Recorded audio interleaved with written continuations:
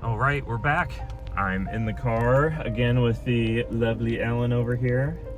We're gonna go cruise by Hummel Park. There's kind of a nice windy road that goes somewhat along the Missouri, goes up to Boyer Shoe through Fort Calhoun.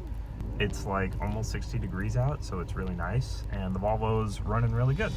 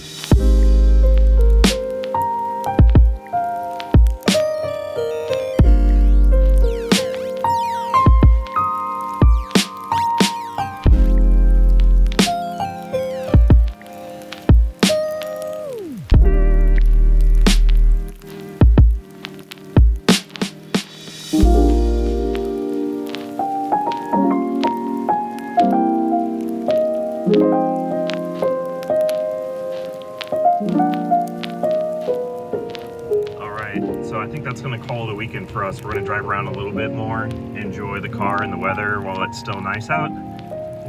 But thankfully the gauge cluster ended up being a simpler fix than I thought. Basically just had to push that pin back in. Some other time I'll do a full history of the Volvo, at least what I know of it, and since I've had it.